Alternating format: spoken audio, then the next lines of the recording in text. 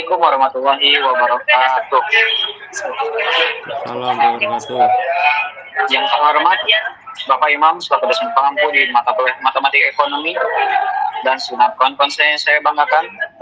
Di sini saya selaku moderator dari kelompok 12 akan memandu jalannya presentasi dari kelompok 12 yang akan membawakan materi dengan tema analisis data pertumbuhan ekonomi, tingkat inflasi dan tingkat pengangguran. Maka sekarang kita akan masuk ke pembahasan materi. Yang pertama, di sini ada pembahasan. Untuk latar belakang, dalam dunia ekonomi, penting bagi kita memahami fungsi permintaan dan penawaran. Kedua konsep ini menjadi dasar dalam menentukan harga keseimbangan dan jumlah barang yang diperdagangkan di pasar. Fungsi permintaan CD sama dengan A min BP menunjukkan hubungan antara harga dengan jumlah barang yang dibeli konsumen. Semakin tinggi harga, semakin sedikit barang yang dimiliki. Fungsi penawaran CS sama dengan A plus BP menggambarkan hubungan antara harga dengan jumlah barang yang ditawarkan produk. Semakin tinggi harga, semakin besar jumlah barang yang ditawarkan. Pemahaman terhadap kedua fungsi ini penting bagi produsen untuk menentukan harga dan jumlah produksi. Penting juga bagi konsumen agar tahu kapan waktu terbaik membeli barang. Serta penting juga bagi pemerintah sebagai dasar dalam menetapkan kebijakan harga. Sebagai ketika harga kopi naik, permintaan berkurang, tapi produksi justru meningkat. Pada produksi remisi ayam, kita harga naik dari Rp2.000 menjadi Rp3.000, permintaan menurun. Namun penawaran meningkat karena produsen mendapat keuntungan lebih besar. Kemudian di sini ada rumusan masalah. Dari latar belakang tersebut, kami merumuskan beberapa pertanyaan. Pertama, faktor apa saja yang mempengaruhi permintaan terhadap remisi ayam? Yang kedua, bagaimana bentuk fungsi permintaan secara matematis? Yang ketiga, faktor apa saja yang mempengaruhi penawaran remisi ayam? Dan yang keempat, bagaimana bentuk fungsi penawaran secara matematis? Kemudian di sini ada tujuan penelitian. Tujuan dari penelitian ini adalah mengetahui faktor-faktor yang mempengaruhi permintaan dan penawaran remisi ayam, menganalisis bentuk fungsi permintaan dan penawaran secara matematis. Kemudian kita lanjut ke manfaat penelitian. Penelitian ini memiliki beberapa manfaat, antara lain secara teoritis membantu memahami konsep dasar ekonomi mikro tentang permintaan dan penawaran. Kemudian bagi produsen, hasil penelitian dapat digunakan untuk menentukan strategi harga dan produksi agar lebih efisien. Dan bagi konsumen, membantu memahami pengaruh perubahan harga terhadap keputusan belanja. Serta bagi pemerintah, hasil ini dapat pertimbangan dalam ekonomi agar keseimbangan antara produsen dan konsumen tetap terjaga. Demikian pemaparan saya dari bab 1 dan akan dilanjut oleh rekan saya. Dengan hormat kami persilahkan.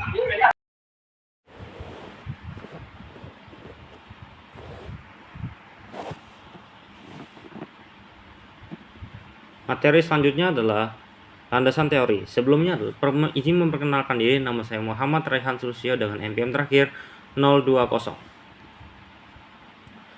Yang pertama ada konsep permintaan dan penawaran. Dalam bidang ekonomi, permintaan adalah jumlah barang atau jasa yang ingin dibeli dan bisa dibeli oleh konsumen pada berbagai tingkat harga dan dalam waktu tertentu. Permintaan bukan hanya tentang keinginan untuk membeli, tetapi juga kemampuan konsumen untuk membayar harga barang tersebut. Antara harga dan jumlah barang yang diminta terdapat hubungan yang dijelaskan oleh hukum permintaan, yaitu jika harga suatu barang naik, maka jumlah barang yang diminta akan berkurang. Begitu pula sebaliknya.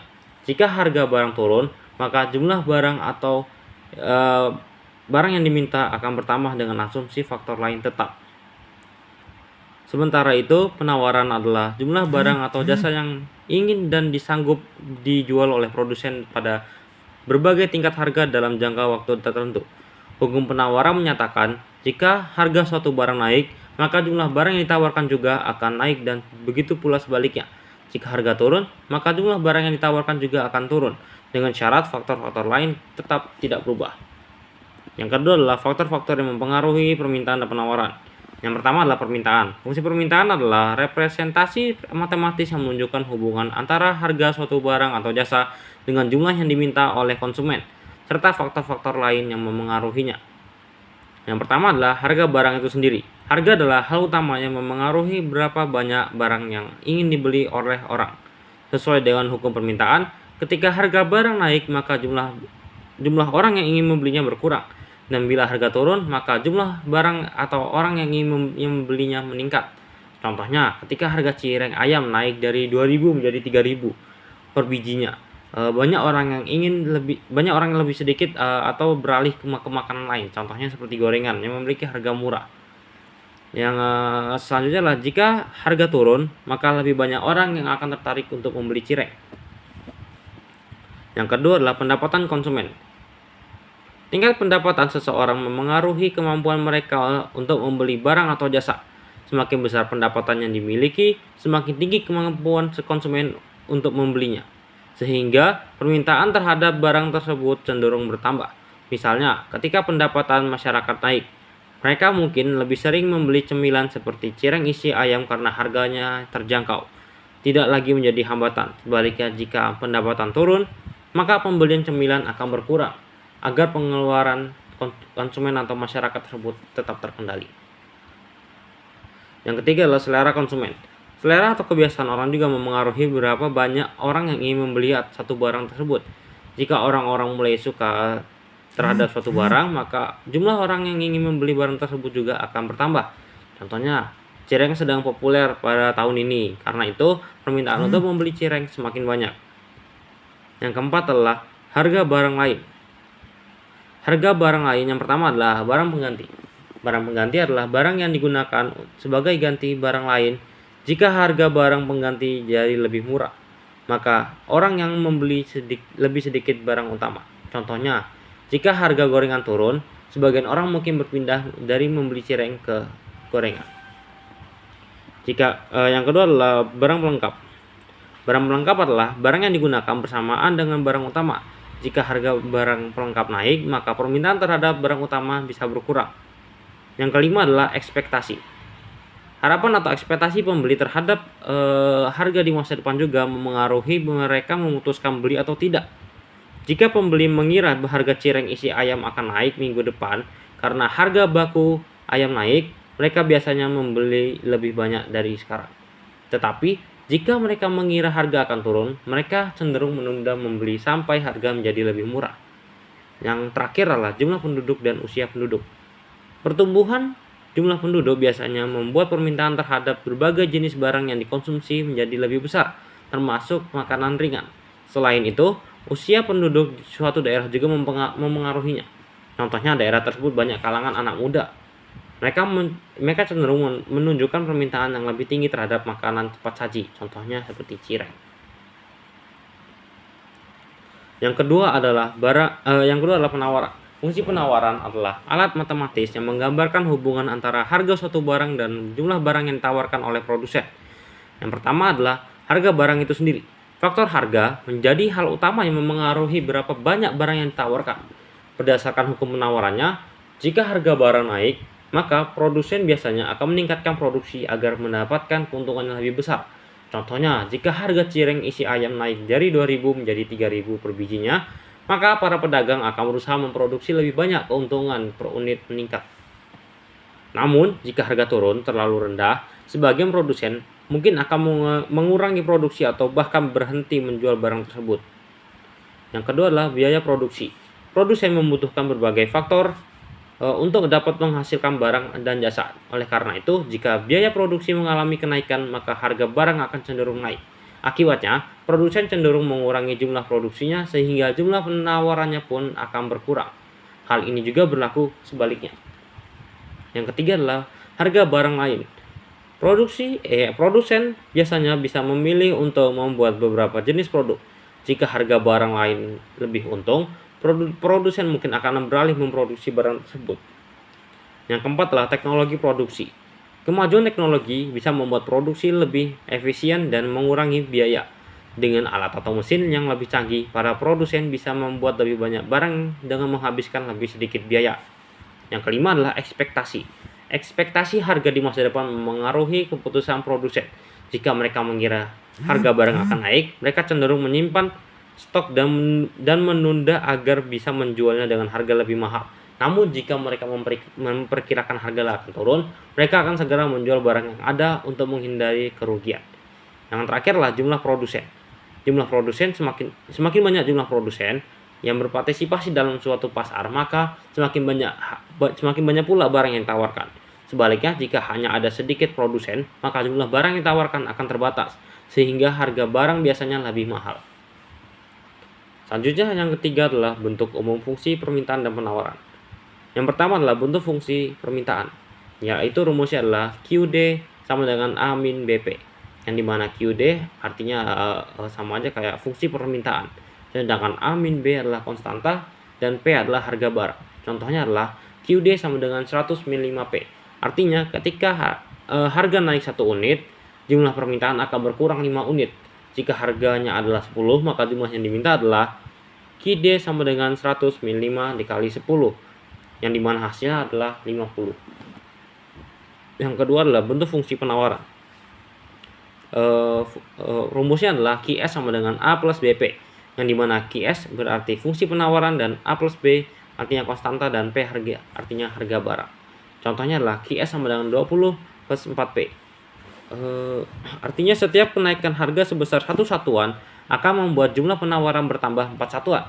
Jika harga barang adalah 10, maka jumlah penawaran yang ada adalah QS sama dengan 20 plus 4 dikali 10, di mana hasilnya adalah 60. Selanjutnya adalah titik keseimbangan pasar, yang dimana rumusnya adalah QD sama dengan QS. Di sini saya mengambil contoh dari fungsi penawaran dan fungsi permintaan. Fungsi permintaan sendiri adalah 100 min 5P sama dengan 20 plus 4P. 20 itu dipindah ke ruas kiri menjadi minus, jadi hasilnya 80, dan min 5P dipindah ke ruas kanan jadi plus, jadinya 9. Yang dimana 80 dibagi 9 sama dengan 8,89. Lalu persamaan tersebut substitusi ke persamaan QD atau QS. Di sini saya mengambil persamaan QD, yang dimana 100 min 5 dikali 8,89. Jadi Q-nya adalah 55,55. Jadi keseimbangan pasarnya adalah N0 sama dengan 55,55 sama dengan P-nya adalah 8,89. Yang terakhir adalah metode analisis matematis atau statistik.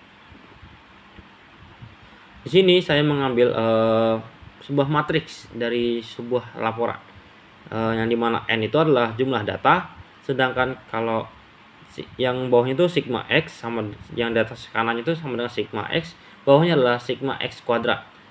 Sampingnya matriks yang N, sigma X dan sigma X kuadrat ini disebut juga dengan matriks B, sedangkan yang sampingnya adalah matriks A, yang dimana matriks A berisi A0 sama A1, yang dimana hasil tersebut akan menghasilkan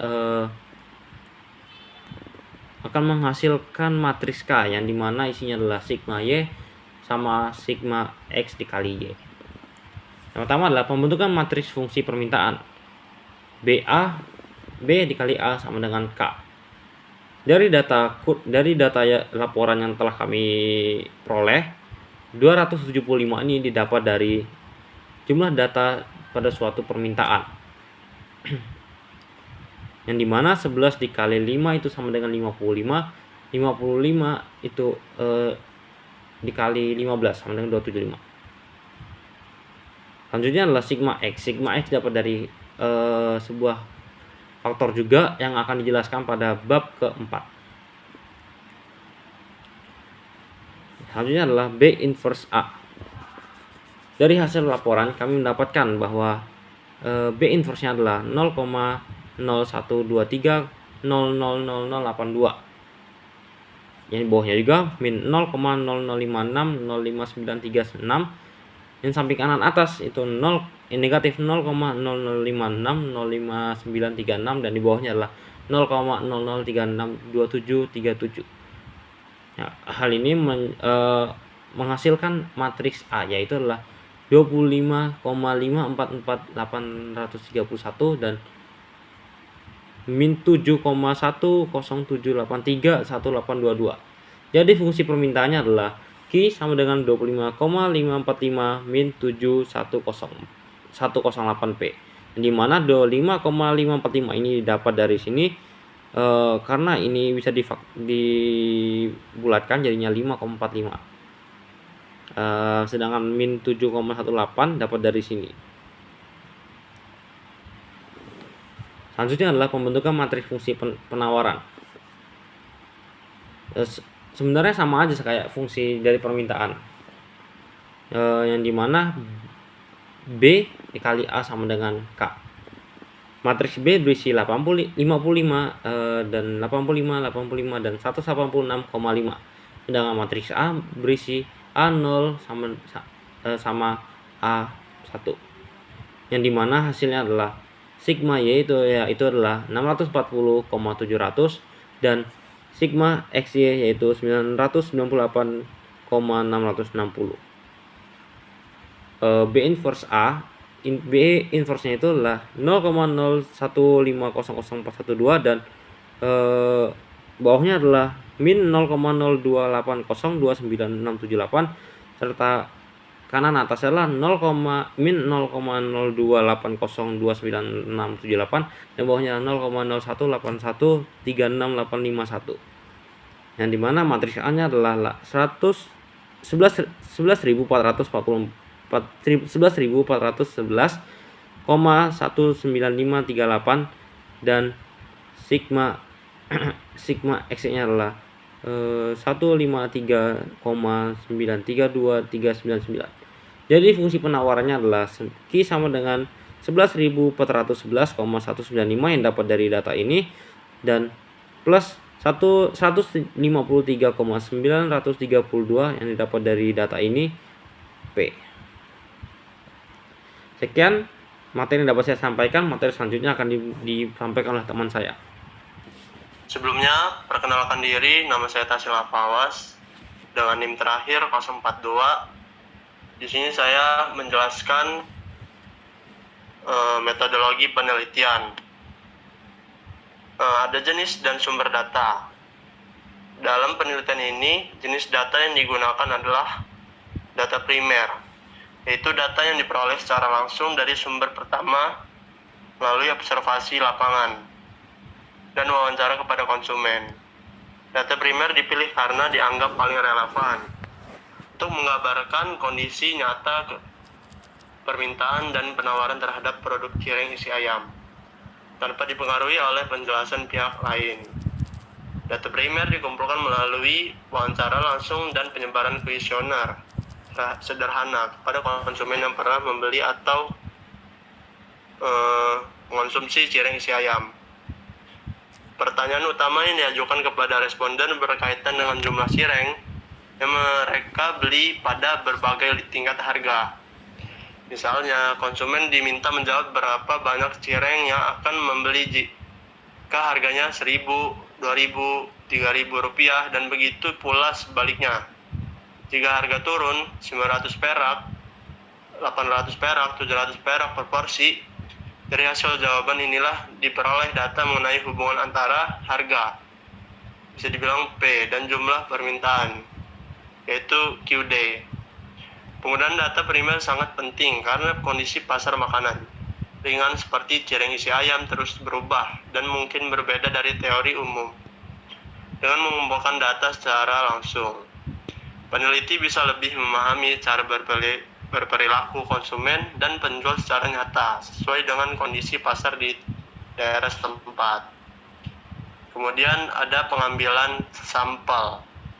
Dalam penelitian ini, sampel diambil dengan cara bertanya langsung kepada para konsumen yang sudah membeli atau pernah membeli produk cireng isi ayam.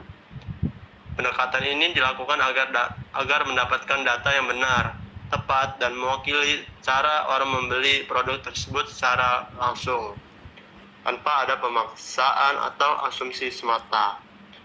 Metode yang digunakan adalah purposive sampling. Menurut Ari Kunto, 2006, pengertiannya adalah teknik mengambil sampel dengan tidak berdasarkan random, daerah atau strata, melainkan berdasarkan atas adanya pertimbangan yang berfokus pada tujuan tertentu. Menurut Noto Atmojo, 2010, pengertiannya adalah pengambilan sampel yang berdasarkan atas suatu pertimbangan tertentu, seperti sifat-sifat populasi ataupun ciri-ciri yang sudah diketahui sebelumnya. Artinya, peneliti tidak memilih responden secara acak, tapi memilih orang-orang yang dianggap memiliki pengetahuan pengalaman, dan terlibat langsung dalam produk yang diteliti. Dalam kasus ini, responden adalah orang-orang yang benar-benar mengerti dan pernah mengonsumsi cireng isi ayam.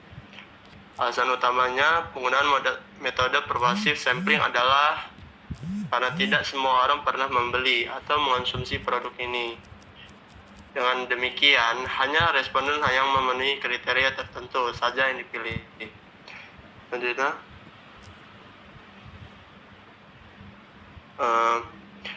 agar data itu yang diperoleh benar-benar relevan dengan topik penelitian ini. Adapun kriteria responden yang digunakan yaitu 1. Responden pernah membeli atau mengonsumsi cireng isi ayam minimal 1 kali. Yang kedua, responden mengetahui kisaran harga jual produk di pasaran berapa.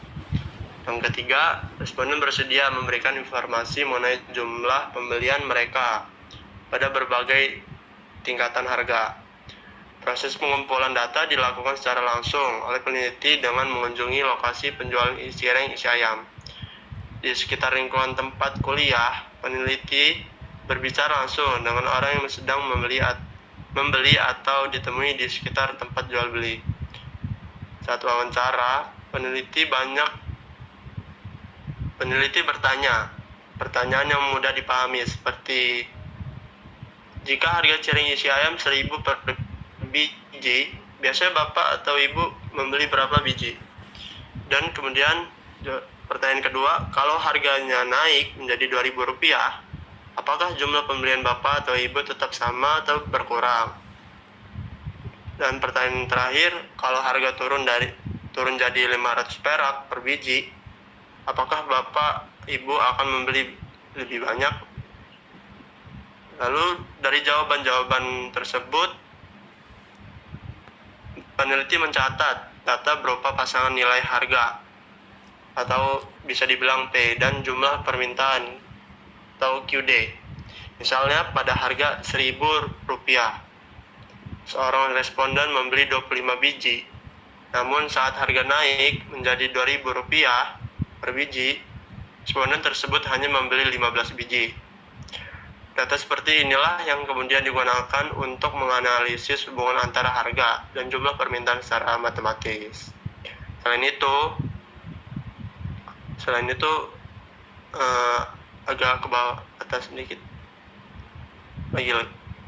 Nah, selain itu, untuk melengkapi data permintaan dari konsumen, peneliti juga menanyakan secara langsung kepada penjual cireng isi ayam mengenai berapa banyak produk yang mereka tawarkan atau sanggupkah produksi pada berbagai tingkat harga. Misalnya ketika harga jual Rp1.000 per biji, produsen mungkin hanya menawarkan sedikit karena keuntungan tipis.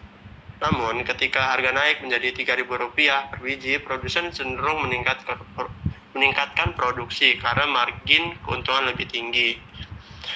Keunggulan dari metode pengumpulan data langsung adalah tingkat keakuratan yang tinggi karena data didapat dari pengalaman serta pendapat nyata para responden, bukan dari dugaan atau sumber lainnya. Selain itu, metode ini juga memberi kebebasan bagi peneliti untuk mengeksplorasi informasi tambahan jika ada jawaban yang menarik atau tidak terduga. Contohnya, ketika responden menjelaskan bahwa mereka membeli lebih sedikit bukan hanya karena harga meningkat, tapi juga karena merasa bosan dengan rasa yang sama. Ini menjadi pengetahuan tambahan yang penting dalam memahami faktor-faktor selain harga yang memengaruhi keinginan membeli. Oleh karena itu, proses pengambilan sampel dengan wawancara langsung kepada konsumen memberikan dasar yang kuat bagi penelitian ini. Dan selanjutnya, data yang agak naik ke atas. Nah, data yang dikumpulkan benar-benar mencerminkan kondisi nyata permintaan dan penawaran di lapangan, bukan hasil dari asumsi atau data yang dibuat. Cara ini juga membuat penelitian lebih sesuai dengan konteks dan relevan dengan fenomena ekonomi yang telah diteliti, yaitu hubungan antara harga dan jumlah cireng isi ayam yang diminta serta ditawarkan di pasar lokal. Kemudian ada variabel dan satuan pengukuran. Itu ada permintaan. Fungsi permintaannya adalah Q sama dengan 25,54 545 dikurang 7,108 P, yaitu variabel terdekat atau QD adalah jumlah permintaan cireng isi ayam, dan kemudian variabel bebas atau P yaitu harga yang isi. Ada hubungan yang berlawanan antara harga dan jumlah barang yang dibeli. Jika harga naik, maka orang akan membelinya lebih sedikit. Dan jika harga turun, orang akan membelinya lebih banyak. Nah, kemudian penawaran adalah Q sama dengan 11.111,195 ditambah 153,922, yaitu ada variabel terikat QS, yaitu jumlah penawaran cireng isi ayam. Kemudian ada variabel bebas atau P, itu hubungan antara harga dan jumlah barang yang ditawarkan adalah positif. Artinya ketika harga naik, para penjual biasanya akan meningkatkan produksi dan menjual lebih banyak cireng karena ada peluang mendapatkan keuntungan yang lebih besar. Dengan demikian, variabel-variabel ini saling berkaitan untuk menggambarkan interaksi pasar antara konsumen atau permintaan. Dan kemudian ada metode penelitian, yaitu metode analisis yang digunakan dalam penelitian ini adalah analisis kuantitatif dengan bantuan program Microsoft Excel. Tujuannya adalah untuk mengetahui hubungan antara harga atau P dengan jumlah permintaan QD dan jumlah penawaran QS terhadap produk cireng isi ayam. Metode kuantitatif dipilih karena data yang dikumpulkan berupa angka-angka dari hasil wawancara langsung dengan konsumen dan penjual. Data ini menunjukkan berapa banyak cireng yang diminta dan ditawarkan pada berbagai harga. Misalnya, ketika harga cireng Rp1.000 per biji, jumlah yang diminta adalah 20 biji. Tapi ketika harga naik menjadi Rp3.000 per biji, jumlah yang diminta turun menjadi 5 biji. Sementara itu, jumlah yang ditawarkan oleh produsen justru meningkat. Ketika harga naik, data-data tersebut kemudian dianalisis menggunakan Excel untuk mencari hubungan matematis antara harga dan jumlah, yaitu ada permintaan. Ada rumusnya, yaitu QD sama dengan A min BP.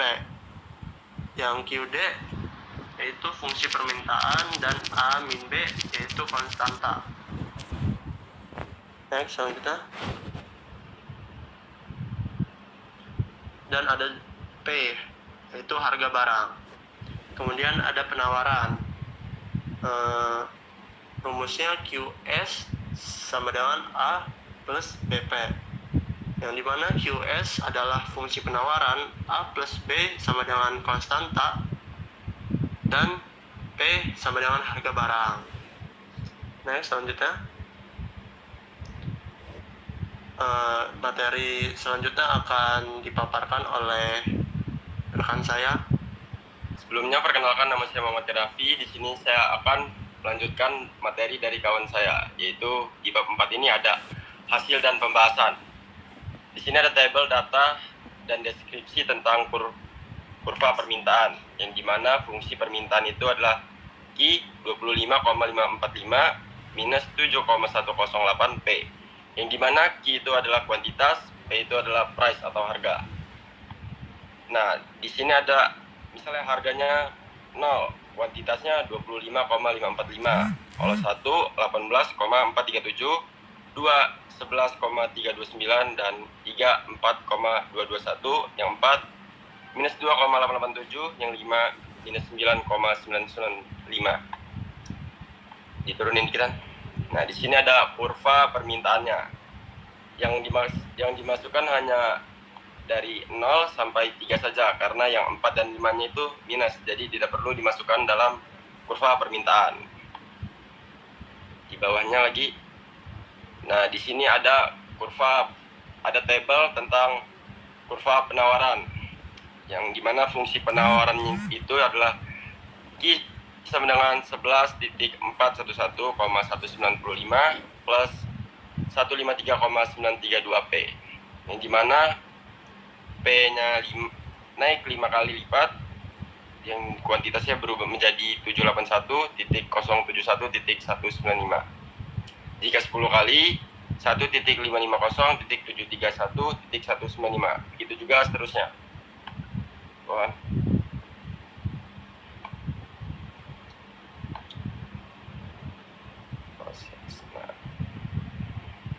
Proses pembentukan, ini adalah gambar dari kurva penawaran. Ya, lanjut ke bawah.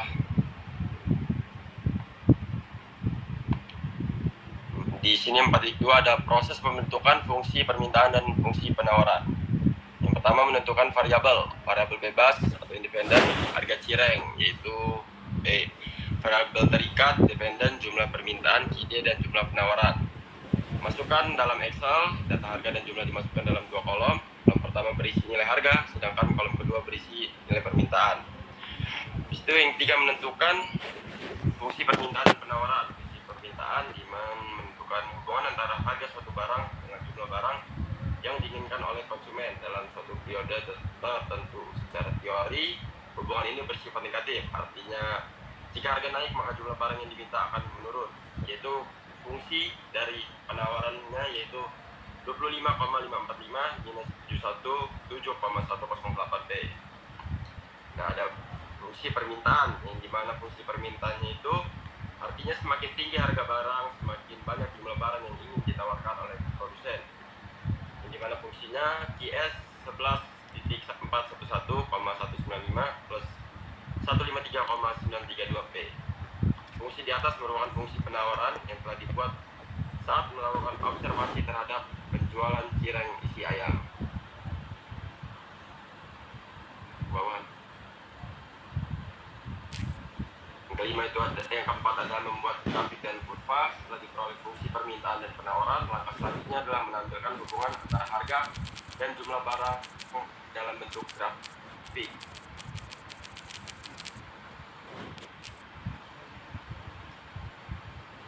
Dalam menentukan timbangan pasar, yaitu equilibrium, mana jumlah barang yang minta sama dengan jumlah. Dap, coba ulangin Dap. Itu dan tes. Ini mana? Yang di ini aja, yang di membuat yang ini menentukan fungsi keseimbangan aja. Yang nomor 5, yang nomor 5. Nomor 5. Yang nomor 5. Soalnya putus-putus Cok, yang Cok. Tes aman jadi lancar kan? Lancar. Ini lancar guys ngomong. Lancar. Yang kelima ada pasar. Tahap terakhir dalam pembentukan fungsi adalah menentukan titik keseimbangan pasar, equilibrium, yaitu titik di mana jumlah barang yang diminta sama dengan jumlah yang ditawarkan. Proses ini bersifat opsional dalam laporan ini, yaitu di mana equilibrium itu QD sama dengan QS. 4.3 ada interpretasi ekonomi. Interpretasi ekonomi adalah upaya untuk menentukan arti dan makna data laporan guna untuk masa depan. Terdapat persamaan yang telah ditentukan. QD sama dengan 25,545 minus 7,108 P, QS 11.411,195 plus 153,932 P. Tanda koefisien pada fungsi permintaan, harga A sama dengan minus 7,108 bertanda negatif, yang menunjukkan hubungan berbanding terbalik antara harga dan jumlah yang diminta. Sesuai dengan hukum permintaan, artinya ketika harga naik, konsumen cenderung mengurangi pembelian, karena daya beli mereka menurun. Sebaliknya ketika harga turun, permintaan meningkat karena produk tidak jadi terjangkau. Pada fungsi penawaran, koefisien harga 1 plus 153,932 bertanda positif, ini menunjukkan hubungan searah antara harga dan jumlah yang ditawarkan sesuai dengan hukum penawaran. Ketika harga meningkat, produsen akan terdorong untuk meningkatkan jumlah barang yang dijual karena potensi keuntungan yang lebih tinggi.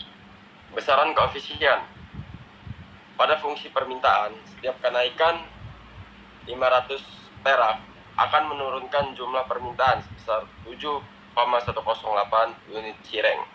Pada fungsi penawaran, setiap kenaikan harga 500 perak akan meningkatkan jumlah penawaran sebesar 153,932 unit. Analisis elastisitas. EP DQ per DP kali P per Q, QP sama dengan B titik P per Q. B adalah kemiringan keseimbangan pasar, di mana QD sama dengan QS 25,545 minus 7,108 P sama dengan 11.411,195 plus 153,932 P. Lanjut ke bawah. Nah, 25,545 minus 11,411,195 sama dengan 153,932 P plus 7,108 P minus 11385,65 sama dengan 161,04 P. P-nya sama dengan minus 70,70. Nilai P sama dengan minus 70,70. Nilai Q 25,545 minus 7,108 minus 70 tutup kurung, 25,545 plus 502,536 sama dengan 528,081. Nilai EO-nya buka kurung minus 70,70 dibagi 528,081. EP-nya sama dengan buka kurung minus 7,108 dikali minus 70,70 per 528,081. EP sama dengan buka kurung minus 7018 kali minus 0,1339. Dapatlah EP-nya minus sama dengan 0,952. Jadi elastisitas permintaan pada titik minus 70,70 adalah 0,95. Next. Nah, di sini yang bab kelima ini ada penutup. Kesimpulannya itu berdasarkan hasil penelitian dan analisis yang dilakukan kami terkait fungsi permintaan dan penawaran untuk produk cireng isi ayam, dapat disimpulkan bahwa hubungan antara harga dan jumlah barang yang diminta serta ditawarkan sesuai dengan teori ekonomi mikro, yaitu fungsi permintaan memiliki hubungan negatif dan fungsi penawaran memiliki hubungan positif. Dari hasil pengelolaan dan data menggunakan Microsoft Excel diperoleh fungsi permintaan QD sama dengan 25,545 minus 7,108 P dan fungsi penawarnya adalah QS 11.411,195 plus 153,932 P. Fungsi tersebut menjelaskan bahwa jika harga cireng ayam naik satu satuan, maka jumlah permintaan akan berkurang sebanyak 7,108 unit di sisi penawaran. Jika harga satu satuan, jumlah penawaran akan bertambah sebanyak 153,932 unit. Hasilnya sesuai dengan hukum permintaan dan penawaran, yaitu konsumen cenderung membeli lebih sedikit ketika harga meningkat, sedangkan produsen cenderung memproduksi lebih banyak saat harga naik. Dari hasil perhitungan diperoleh bahwa keseimbangan P adalah 70,70 dan jumlah keseimbangan Q adalah 528,081 unit. Meski nilai harga negatif hanya muncul secara matematis dan hasil regresi linear secara ekonomi ini menunjukkan bahwa pada tingkat harga yang sangat rendah, jumlah barang yang diminta mencapai titik tertinggi. Sebaliknya, ketika harga meningkat tinggi, jumlah permintaan akan turun drastis. Hasil analisis elastisitas harga permintaan menunjukkan nilai EP sama dengan 0,952. Saran bagi produsen. Produsen sebaiknya memperhatikan bagaimana harga mempengaruhi pembelian konsumen. Sedikit perubahan harga bisa membuat jumlah penjualan berubah besar. Untuk menjaga penjualan tetap stabil, penjual bisa memberikan diskon kecil, memperbaiki rasa produk, atau menambah jenis produk agar konsumen tetap tertarik meskipun harganya sedikit naik. Selain itu, produsen juga harus menyesuaikan jumlah barang yang diproduksi dengan perubahan harga agar tidak ada stok yang terlalu banyak atau terlalu sedikit di pasaran. Saran untuk konsumen sebaiknya lebih berpikir panjang dalam menghadapi perubahan harga, meskipun kenaikan harga cireng isi ayam tidak terlalu signifikan. Tetap penting bagi konsumen untuk memperhatikan. Pengeluaran secara Pengeluaran secara keseluruhan, memahami bagaimana harga mempengaruhi jumlah barang yang dibeli bisa membantu konsumen mengatur cara belanja agar lebih hemat tanpa mengurangi kepuasan saat membeli. Bagi pemerintah, hasil penelitian ini bisa digunakan sebagai bahan pertimbangan bagi para akademisi dan pemerintah daerah untuk memahami keadaan ekonomi masyarakat kecil, terutama di sektor UMKM, seperti para pedagang, makanan ringan. Pemerintah bisa memberikan bantuan dana, pelatihan, cara membuat produk, serta bantuan iklan agar para pengusaha bisa lebih hemat dan cepat merespon perubahan harga pasar. Selain itu, hasil penelitian juga bisa dijadikan acuan dalam belajar ekonomi mikro, khususnya dalam penerapan teori permintaan dan penawaran di dunia nyata.